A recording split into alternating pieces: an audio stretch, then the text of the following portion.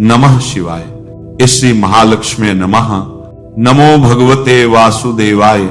जय मां सरस्वती। जय श्री कृष्ण। राधे राधे। आप सभी स्वस्थ होंगे, मस्त होंगे। भगवान का आशीर्वाद आप सभी पर सदैव बना रहे, यही मेरी कामना है। तो हम बात करने वाले हैं साल 2026 के पहले प्रदोष व्रत के बारे में, जो गुरुवार 1 जनवरी के दिन आने वाला है। यह दिन बेहद शुभ माना गया है, क्योंकि यह गुरु प्रदोष व्रत है और यह व्रत भगवान शिव और माता पार्वती दोनों को प्रसन्न करने वाला दिन होता है। इस व्रत का संबंध केवल भक्ति से नहीं है, बल्कि गुरु, ज्ञान, धर्म और आत्मबल की शक्ति से भी है। इस दिन यदि श्रद्धा और भक्ति से उपवास रखा जाए और भगवान शिव की विधि विधान से पूजा की जाए तो समस्त पाप नष्ट होते हैं और जीवन में नई शुभ शुरुआत होती है। और भक्तों, इस बार यह व्रत साल की शुरुआत यानी 1 जनवरी को ही पड़ रहा है, इसलिए इसका पुण्य फल हजारों गुना अधिक माना जाता है। चलिए भक्तों, बात करते हैं इस दिन व्रत की तिथि और शुभ मुहूर्त क्या रहेगा। हिंदू पंचांग के अनुसार प्रदोष व्रत की तिथि जो होगी वह प्रारंभ होगी 1 जनवरी को सुबह 10:12 पर और समाप्त होगी 2 जनवरी को सुबह 8:40 पर। इसलिए व्रत का पूजन समय रहेगा संध्या काल यानी शाम के समय, जब सूर्य अस्त होने के बाद त्रयोदशी तिथि रहे, यानी लगभग शाम 5:35 से 8 बजे तक का समय पूजा के लिए सबसे शुभ रहेगा। प्रदोष व्रत प्रत्येक चंद्र पक्ष की त्रयोदशी तिथि को रखा जाता है। यह व्रत भगवान शिव और माता पार्वती को समर्पित एक व्रत है। जब यह व्रत गुरुवार के दिन पड़ता है तो इसे गुरु प्रदोष व्रत कहा जाता है। यह व्रत विशेष रूप से धन, ज्ञान और संतति सुख प्रदान करने वाला माना गया है। तो जानते हैं आपको इसकी पूजा किस प्रकार से करनी है, व्रत की तैयारी आप कैसे करें कि भगवान शिव और माता पार्वती का आशीर्वाद आपको मिल सके। त्रयोदशी तिथि के दिन सूर्योदय से व्रत रखा जाता है, तो आप प्रातः स्नान करके स्वच्छ कपड़े पहने और भगवान शिव की पूजा का संकल्प लें। ओम नमः शिवाय का जाप करते हुए व्रत का संकल्प जरूर लें। और व्रत का संकल्प लेते समय मन में पूरी श्रद्धा और निष्ठा कारती होनी चाहिए कि आप आज इस दिन का व्रत करेंगे और यह व्रत पूरी सच्ची श्रद्धा और निष्ठा के साथ निभाएंगे। व्रत में दिन भर फलाहार करें या निर्जला उपवास भी आप रख सकते हैं। प्रदोष काल यानी सूर्यास्त के लगभग 45 मिनट बाद स्नान करके पुनः स्वच्छ वस्त्र पहने। पूजा स्थान पर भगवान शिव और माता पार्वती, साथ में नंदी, गणेश जी और कार्तिकेय की मूर्ति या चित्र स्थापित करें। तेल या घी का दीपक जलाएं। गंध, पुष्प, धूप, दीप नैवेद्य अर्पित करें। पंचामृत से आप स्नान कराएं। शिवलिंग को दूध, दही, शहद, घी और शक्कर से एक पंचामृत तैयार कर लें। फिर भगवान शिव के शिवलिंग को स्नान कराएं। साथ में जल, बेलपत्र, धतूरा, अक्षत, फल, पुष्प अर्पित करें। ओम नमः शिवाय मंत्र का जाप करते रहें। अपनी इच्छा अनुसार आप मंत्र का जाप 21 बार या 108 बार कर सकते हैं। साथ में इस दिन शिव चालीसा या रुद्राष्टकम का पाठ करना भी इस दिन बहुत ही शुभ माना जाता है। ओम जय शिव ओमकारा, स्वामी जय शिव ओमकारा, ब्रह्मा विष्णु सदाशिव, ब्रह्मा विष्णु सदाशिव, अर्धान की धारा, ओम जय शिव ओमकारा। तो आप इस प्रकार से भजन गाएं और भगवान की भक्ति में लीन हो जाएं। शिवलिंग की 3 या 5 बार परिक्रमा जरूर करें। अगर आपके घर में शिवलिंग है तो आप चालीसा का पाठ करें और रुद्राष्टकम का पाठ करना भी शुभ माना जाता है। तो आपका व्रत पूरा जरूर होगा। रात में भगवान शिव का ध्यान करके व्रत का समापन करें। अगले दिन सुबह ब्राह्मण या गरीब व्यक्ति को भोजन करवाकर साथ में दक्षिणा भी अवश्य दें।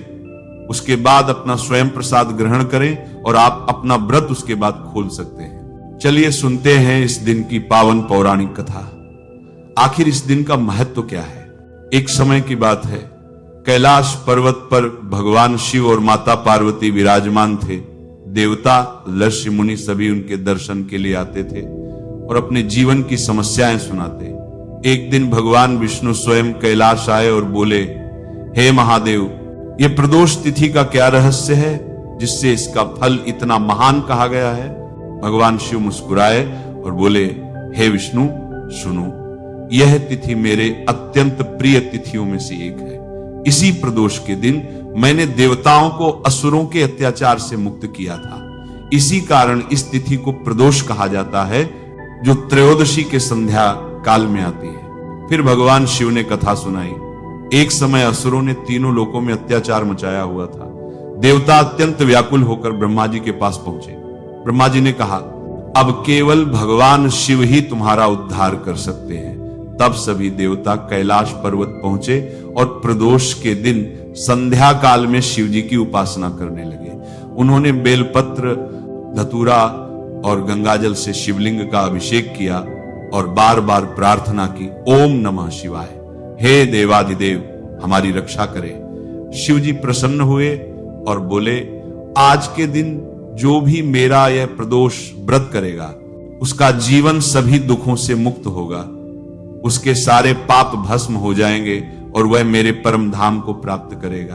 तब से भक्तजन इस तिथि को उपवास, संध्या पूजन और शिव ध्यान में लीन रहते हैं। एक बार राजा चंद्रसेन भी उज्जैनी में राज्य करते थे। वे भगवान शिव के परम भक्त थे और हर प्रदोष को उपवास भी करते। एक दिन एक गरीब बालक शिवांग ने देखा कि राजा शिवलिंग का पूजन कर रहे हैं। उसने भी निश्चय किया कि वह भी प्रदोष का व्रत करेगा। बालक ने बिना भोजन किए केवल जल पीकर संध्या के समय में ओम नमः शिवाय मंत्र का जाप किया।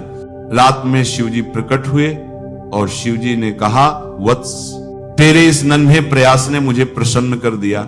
आज से तू धनवान और पुण्यवान होगा। बालक के स्पर्श मात्र से पूरा गांव समृद्ध हो गया। इस कथा से यह सीख मिलती है कि प्रदोष व्रत में भाव और श्रद्धा ही सबसे बड़ा साधन है, सामग्री या संपत्ति नहीं।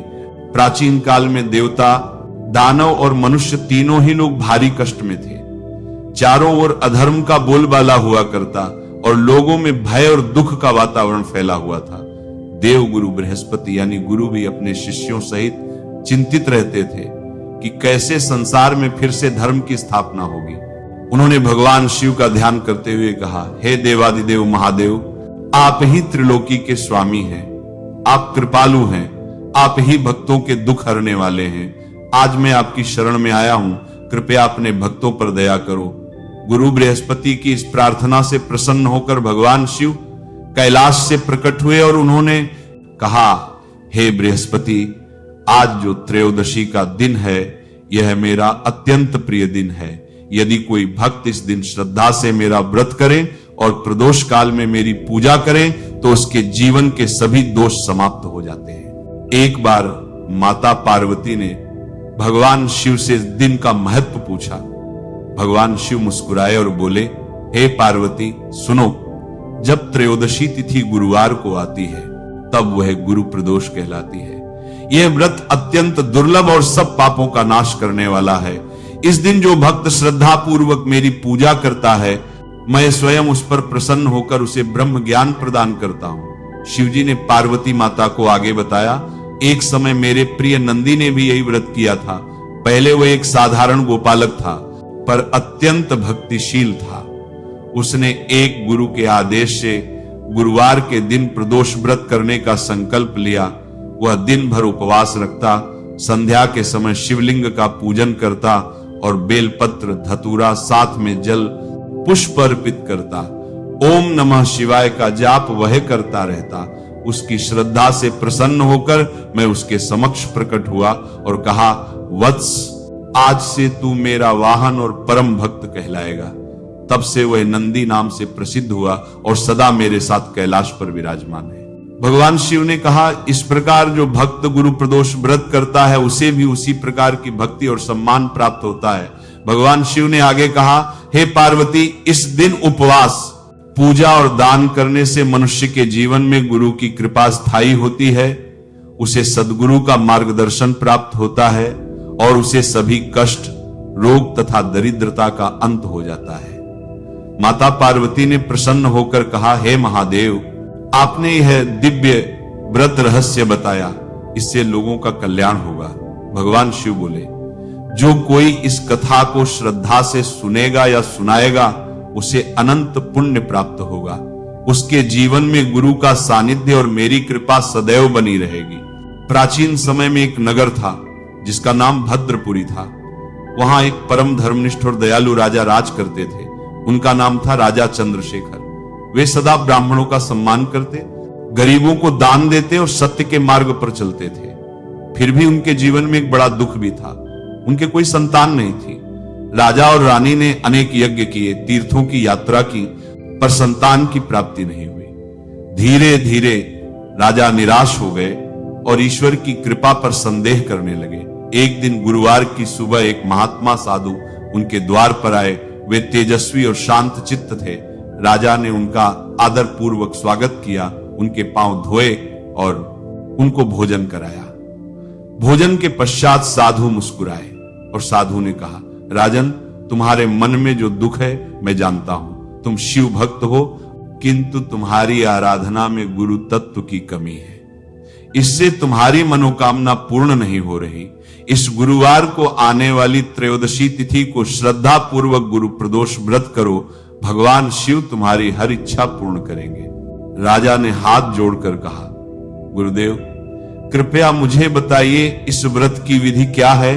साधु ने कहा, उस दिन प्रातः स्नान करके स्वच्छ वस्त्र धारण करो, दिन भर उपवास रखो, सायंकाल सूर्यास्त के पश्चात शिवलिंग की पूजा करो, पंचामृत स्नान कराओ, साथ में बेलपत्र, धूप, दीप, नैवेद्य अर्पित करो और ओम नमः शिवाय मंत्र का जाप करते हुए गुरु का ध्यान करो।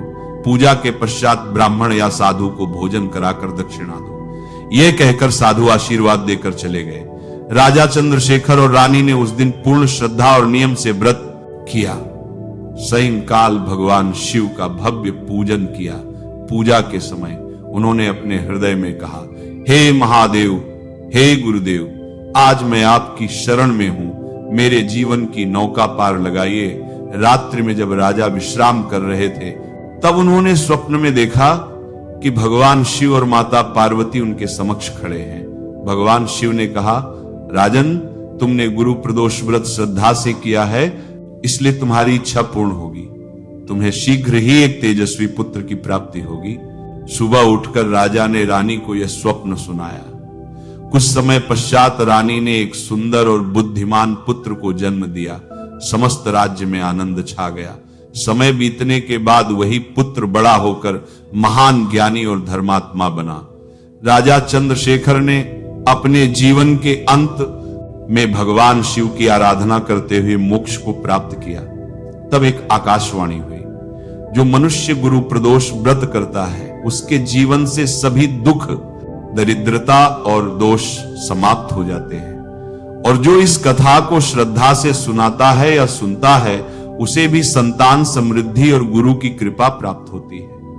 गुरु प्रदोष व्रत केवल शिव पूजन नहीं, यह गुरु शरण और भक्ति का प्रतीक भी है।